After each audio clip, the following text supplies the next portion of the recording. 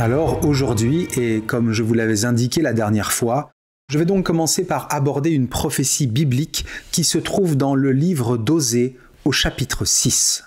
Pour moi, elle est vraiment essentielle, capitale, et vous allez voir comme elle va venir puissamment en soutien de ce que je tâche de démontrer à propos du règne de Dieu à venir sur la terre. Mais en fait, et bien plus que la prophétie biblique en elle-même, qui vous semblera toujours mystérieuse au premier abord, c'est l'explication de Jésus, directe, limpide, qui va tout éclairer. En effet, nous allons l'entendre, c'est Jésus lui-même qui va nous décrypter cette prophétie, qui va lui donner du sens et la rendre compréhensible à nos petites intelligences. À ce sujet d'ailleurs, je vous partage brièvement une petite anecdote. À l'époque où je commençais l'écriture de mon livre « Es-tu prêt, il revient ?», je ne connaissais pas du tout cette prophétie du livre d'Osée, et donc encore moins, bien sûr, l'explication claire que Jésus en donne dans l'œuvre de Maria Valtorta. Pourtant, à ce moment-là, j'avais déjà lu plusieurs fois l'œuvre de Valtorta, mais ce passage en particulier n'avait jamais retenu mon attention. C'est assez surprenant, mais il ne m'avait pas marqué, je ne me souvenais même pas l'avoir déjà lu. Et en fait, c'est pile au moment où j'en avais besoin pour l'écriture de mon livre que mes yeux ont été littéralement braqués sur ce passage en particulier. Et donc, c'est seulement à cet instant que j'ai percuté et que j'ai pris conscience de la valeur inestimable de ce passage, de ce que signifiaient les paroles de Jésus. Vous avez donc compris que c'est par l'intermédiaire de Maria Valtorta que Jésus va nous transmettre cet éclairage exceptionnel. Et là, on touche vraiment à la définition principale, à la vocation première d'une révélation privée. À savoir que les révélations privées authentiques sont là pour donner du sens, pour éclairer à une époque choisie par le ciel ce qui est déjà présent dans l'Écriture. C'est bien sûr l'action de l'Esprit Saint. Les révélations privées n'ajoutent rien à l'unique révélation, elles nous aident simplement à mieux la comprendre. Alors je vous demande maintenant toute votre attention pendant les quelques minutes qui vont suivre. Vous allez voir que ce passage est une vraie pépite, un joyau qui va éclairer toute la théologie eschatologique. Nous allons en effet découvrir une précision temporelle majeure à propos de l'avènement du royaume de Dieu sur la terre. Donc, nous allons tout d'abord prendre connaissance du passage biblique en question. Je laisserai la citation quelques instants à l'écran pour que vous puissiez bien la lire et surtout bien la retenir. Livre d'Osée, chapitre 6. Venez, retournons vers le Seigneur. Il nous a blessés, mais il nous guérira. Il a frappé, mais il nous soignera. Après 2 jours, il nous rendra la vie. Il nous relèvera le 3e jour. Alors nous vivrons devant sa face.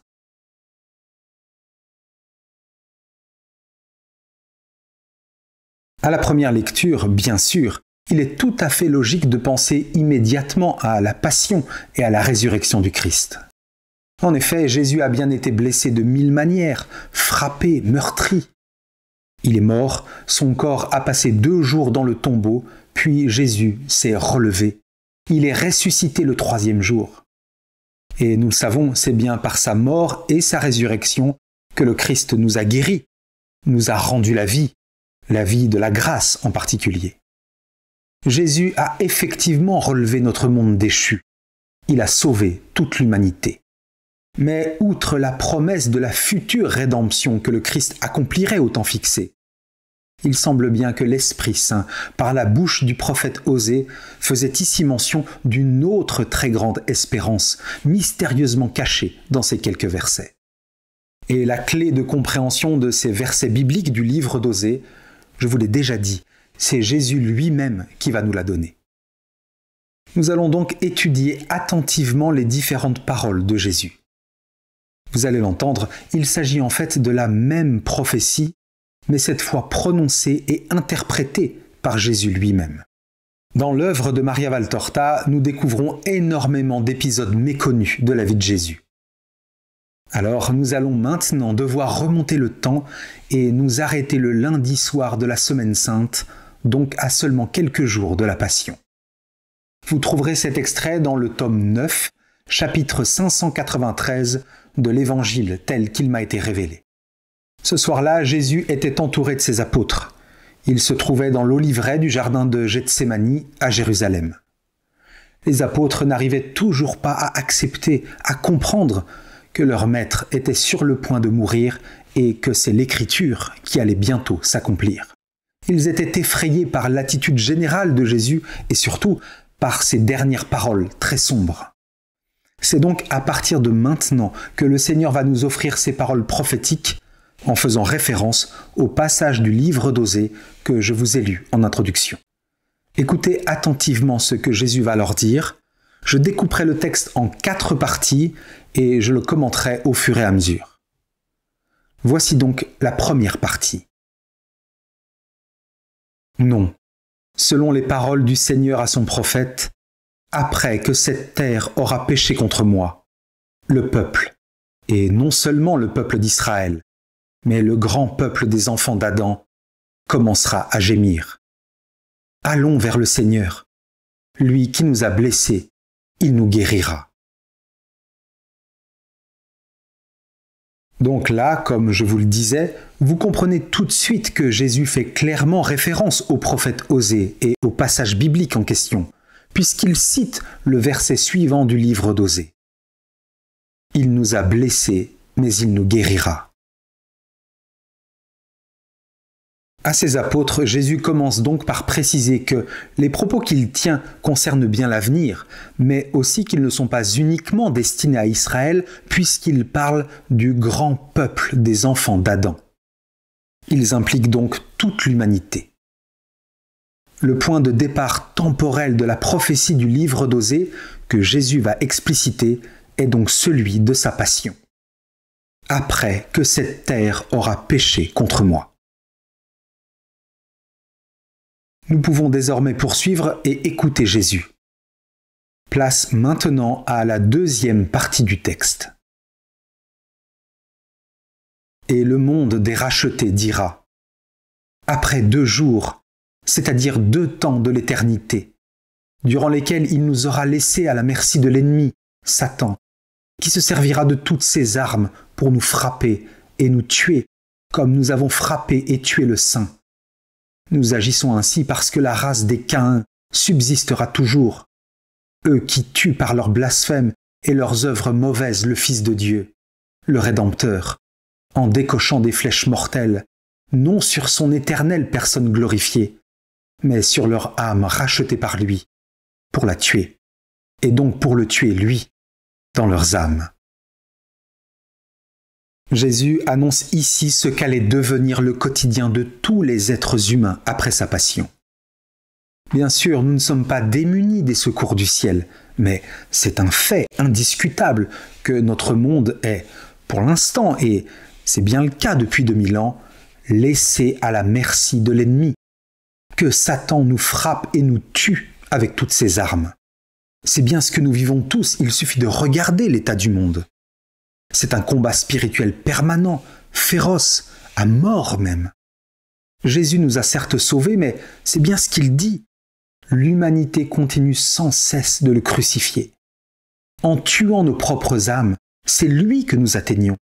C'est son sacrifice que beaucoup rendent vain, inutile. Revenons quelques instants sur la première phrase de Jésus. Après 2 jours, c'est-à-dire 2 temps de l'éternité, durant lesquels il nous aura laissés à la merci de l'ennemi. Alors, qu'est-ce que cela veut dire? Après 2 jours, 2 temps de l'éternité. Eh bien, je suppose que vous comprenez vous aussi. C'est mon interprétation personnelle, bien sûr, mais les 2 jours m'évoquent tout de suite la semaine universelle de saint Irénée, donc 2000 ans.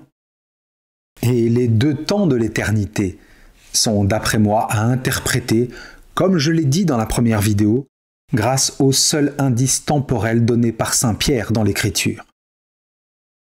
Bien-aimés, il est une chose qui ne doit pas vous échapper. Pour le Seigneur, un seul jour est comme 1000 ans, et 1000 ans sont comme un seul jour. Reprenons à présent l'enseignement de Jésus à ses apôtres. Voici désormais la 3e partie du texte, c'est la plus importante. C'est seulement après ces 2 temps que viendra le troisième jour. Alors, nous ressusciterons en sa présence dans le royaume du Christ sur la terre et nous vivrons en sa présence dans le triomphe de l'Esprit. Eh bien voilà, ici tout s'éclaire et tout se confirme. À la fois le passage du chapitre 20 du livre de l'Apocalypse à propos du futur enchaînement du démon,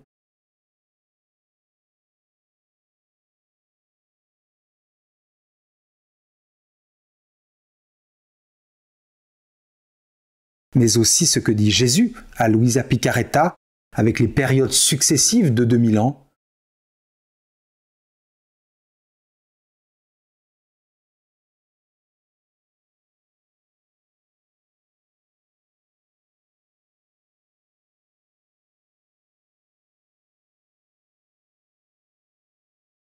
ou encore la doctrine de saint Irénée et l'avènement sur la terre du royaume des justes, du règne de Dieu au bout de 6000 ans.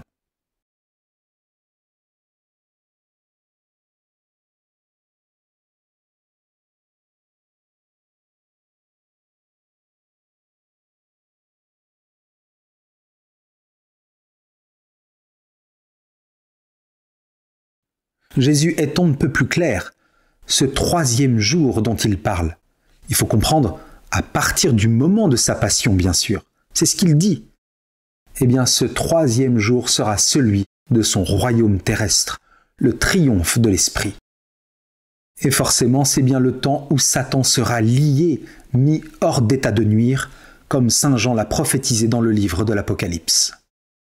Et si on regarde maintenant la semaine universelle de saint Irénée, alors on constate que ce troisième jour dont Jésus nous parle, à partir de sa passion, eh bien, il correspond en fait au 7e jour de la semaine universelle, le temps du royaume des justes selon saint Irénée. De Adam à Jésus, nous aurions donc environ 4000 ans, 4 jours. De la passion de Jésus à notre époque, environ 2000 ans, 2 jours. Et enfin, du début du règne de Dieu jusqu'à la fin du monde, environ 1000 ans, 1 jour. Ainsi, la doctrine de la semaine universelle, défendue par saint Irénée depuis le IIe siècle, semble donc confirmée par cette prophétie biblique du livre d'Osée et par l'explication que le Christ en donne dans l'œuvre de Maria Valtorta. Par ailleurs, dans cette troisième partie que je viens de lire, je suis sûr qu'il ne vous aura pas échappé que Jésus parle de résurrection.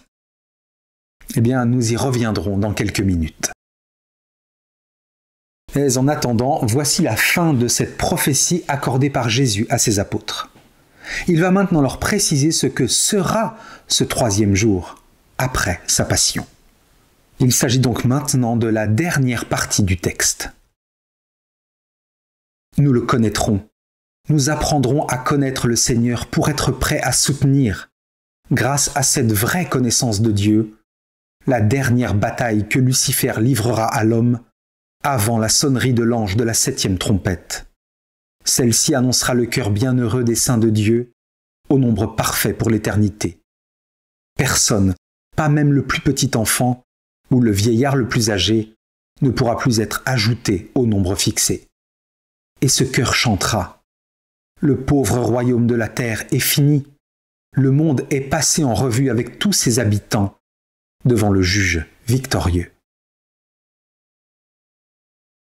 Cette conclusion de Jésus semble donc confirmer également le chapitre 20 du livre de l'Apocalypse où il est question, comme je l'ai déjà fait remarquer, de 2 combats eschatologiques séparés par une longue période de paix.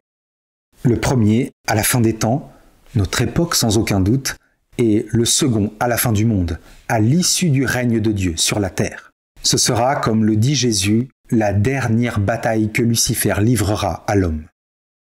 Souvenez-vous de ces versets du livre de l'Apocalypse. « Il mit les scellés pour que le dragon n'égare plus les nations, jusqu'à ce que les 1000 ans arrivent à leur terme. Après cela, il faut qu'il soit relâché pour un peu de temps. » Les dernières paroles de Jésus s'accordent aussi parfaitement avec les 2 versets du livre de Jérémie que je vous avais partagés au cours de ma première vidéo. Ils n'auront plus à instruire chacun son compagnon, ni chacun son frère en disant « Apprends à connaître le Seigneur, car tous me connaîtront, des plus petits jusqu'aux plus grands. » Eh bien, Jésus dit exactement la même chose chez Maria Valtorta. Nous le connaîtrons, nous apprendrons à connaître le Seigneur pour être prêts à soutenir, grâce à cette vraie connaissance de Dieu, la dernière bataille que Lucifer livrera à l'homme. Ce dernier temps pour l'humanité sera donc à la fois celui d'une préparation à la lutte finale contre Lucifer, mais il sera également un dernier temps de préparation à l'éternité. Ce sera l'époque de l'harmonie, puisque c'est au cours de cette ultime période que la volonté du Seigneur sera faite sur la terre comme au ciel. Ce sera l'accomplissement de la prière du Notre Père. Voilà. Grâce à toutes les paroles lumineuses de Jésus que nous avons étudiées longuement, nous pouvons maintenant reprendre les paroles du prophète Osée, qu'il me semble désormais possible d'interpréter de la façon suivante. Après la mort du Christ sur la croix, 2 millénaires passeront. Après 2 jours, pendant lesquels nous serons restés à la merci de Satan. Puis, la vie dans la divine volonté nous sera à nouveau accordée, comme il en était au moment de la création d'Adam et Ève. Il nous rendra la vie. Le 3e millénaire suivant la passion du Christ, le 3e jour, sera celui où Dieu renouvellera sa création. La restauration universelle dont nous parle saint Pierre, le temps où l'Esprit Saint achèvera toute sanctification.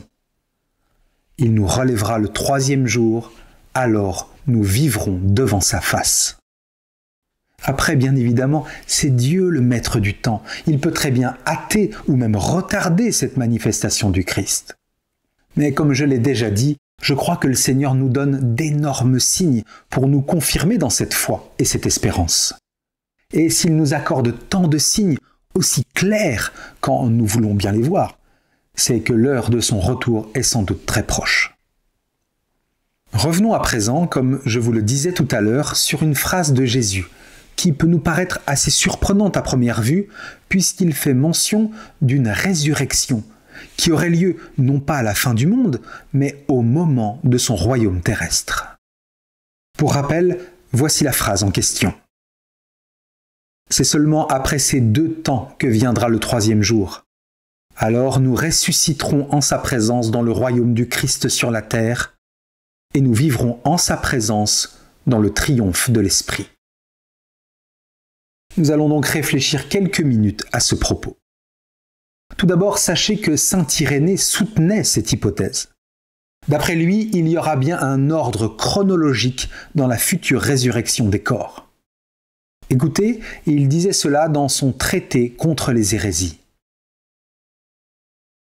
Aussi est-il nécessaire de déclarer à ce sujet que les justes doivent d'abord, dans ce monde rénové, après être ressuscités à la suite de l'apparition du Seigneur, recevoir l'héritage promis par Dieu au Père et y régner. Ensuite seulement aura lieu le jugement de tous les hommes. Il est juste en effet que dans le monde même où ils ont peiné et où ils ont été éprouvés de toute manière par la patience, ils recueillent le fruit de cette patience. Que dans le monde où ils ont été mis à mort à cause de leur amour pour Dieu, ils retrouvent la vie. Que dans le monde où ils ont enduré la servitude, ils règnent. Il convient donc que le monde lui-même, restauré dans son état premier, soit sans plus aucun obstacle au service des justes.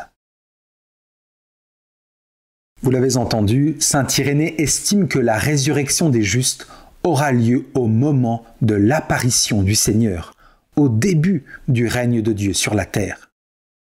Nous avons également 3 passages de l'Écriture qui sous-entendent que tous les morts ne ressusciteront pas en même temps. A priori donc, certains ressusciteront au début du règne de Dieu sur la terre, d'autres à la toute fin du monde. Voici les 3 passages. D'abord, nous avons le livre de l'Apocalypse. Puis, j'ai vu des trônes. À ceux qui vinrent y siéger fut donné le pouvoir de juger. Et j'ai vu les âmes de ceux qui ont été décapités à cause du témoignage pour Jésus, et à cause de la parole de Dieu. Eux qui ne se sont pas prosternés devant la bête et son image, et qui n'ont pas reçu sa marque sur le front ou sur la main. Ils revinrent à la vie et ils régnèrent avec le Christ pendant 1000 ans. Le reste des morts ne revint pas à la vie tant que les 1000 ans ne furent pas arrivés à leur terme. Telle est la première résurrection. Heureux et saints ceux qui ont part à la première résurrection. Sur eux, la seconde mort n'a pas de pouvoir. Ils seront prêtres de Dieu et du Christ et régneront avec lui pendant les 1000 ans. Le sens littéral de ce passage de l'Apocalypse est donc confirmé par la révélation accordée à Maria Valtorta. Alors nous ressusciterons en sa présence dans le royaume du Christ sur la terre et nous vivrons en sa présence dans le triomphe de l'Esprit. Nous avons aussi ce passage de la lettre de saint Paul aux Corinthiens. En effet, de même que tous les hommes meurent en Adam, de même, c'est dans le Christ que tous recevront la vie, mais chacun à son rang. En premier le Christ, et ensuite, lors du retour du Christ, ceux qui lui appartiennent. Notez bien, lors du retour du Christ, ressusciteront ceux qui lui appartiennent. Alors, est-ce que ce sont toutes les âmes qui appartiennent au Christ ? Non, je ne crois pas. Il est évident que tous ceux qui ont tué leur esprit, qui sont en enfer, éternellement damnés, n'ont plus en eux la vie du Christ. La damnation, par définition, c'est la séparation éternelle d'avec Dieu, en qui seul l'homme peut avoir la vie. Donc, ils n'appartiennent plus au Christ, puisque l'enfer est un lieu de mort. Il n'est pas un lieu de vie. Par conséquent, les âmes damnées ne ressusciteront qu'à la fin du monde pour un jugement terrifiant. Et enfin, nous avons ce passage de la lettre aux Thessaloniciens. Au signal donné par la voix de l'archange et par la trompette divine, le Seigneur lui-même descendra du ciel, et ceux qui sont morts dans le Christ ressusciteront d'abord. Ressusciteront d'abord. Ici, saint Paul confirme qu'il y aura bien un ordre chronologique dans la résurrection. La première interviendra lors de la venue du Christ, lorsqu'il descendra du ciel, selon saint Paul, et elle ne concernera que les justes et les saints, ceux qui sont morts dans le Christ. C'est ce que dit saint Paul, il ne parle pas de tous les êtres humains, c'est évident de le remarquer. Et puis, de façon tout à fait élémentaire, si ceux qui appartiennent au Christ ressusciteront d'abord, cela veut dire de manière implicite que les autres, ceux qui ne lui appartiennent pas, ressusciteront ensuite. Saint Paul et saint Jean dans l'Apocalypse disent donc la même chose. Saint Jean est même beaucoup plus clair. Il dissocie bien les deux moments où auront lieu ces deux résurrections. Ils revinrent à la vie et ils régnèrent avec le Christ pendant 1000 ans. Le reste des morts ne revint pas à la vie tant que les 1000 ans ne furent pas arrivés à leur terme. Par ailleurs, une forme de résurrection spirituelle, d'effusion extraordinaire de l'Esprit Saint, aura sans doute lieu au moment où le Christ descendra du ciel, lors de l'avènement de son règne. Cette forme de résurrection spirituelle pourrait correspondre à la restauration universelle dont parle saint Pierre.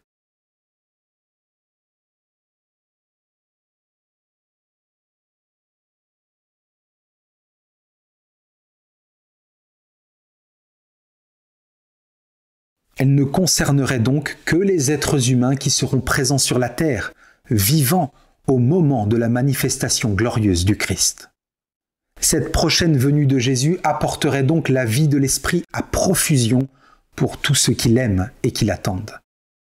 Le début du règne de l'Esprit, de la divine volonté. C'est ce que suggère l'Écriture. Ainsi, le Christ s'est-il offert une seule fois pour enlever les péchés de la multitude. Il apparaîtra une seconde fois, non plus à cause du péché, mais pour le salut, la vivification de ceux qui l'attendent. Je vous propose maintenant d'écouter ces merveilleuses paroles de Jésus à Maria Valtorta en 1943 qui complètent tout ce que je viens d'évoquer. Quand mon heure viendra, je ne serai pas seul à régner. Vous serez avec moi.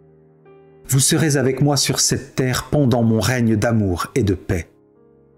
Ne vous ai-je pas promis que vous serez là où je serai et que vous aurez une place dans mon royaume ? Tels les dignitaires d'un palais, vos esprits formeront sur terre un cortège autour de moi, me servant comme de lumineux ministres, et ils hériteront de la terre que j'ai promise aux doux, ce qui deviendra possession des cieux quand la terre ne sera plus. Vous verrez le miracle d'amour d'une terre baignant dans la paix et vouée à entendre Dieu. Vous saurez quelle aurait été la vie des humains s'ils ne s'étaient pas abaissés par leur union avec Satan. La parole régnera une seule fois sur la terre avant la disparition du monde. Là où est le Maître sont ses disciples, et vous y serez, puisque vous avez aimé le Maître plus que vous-même. Vous serez là où il donnera sa dernière leçon.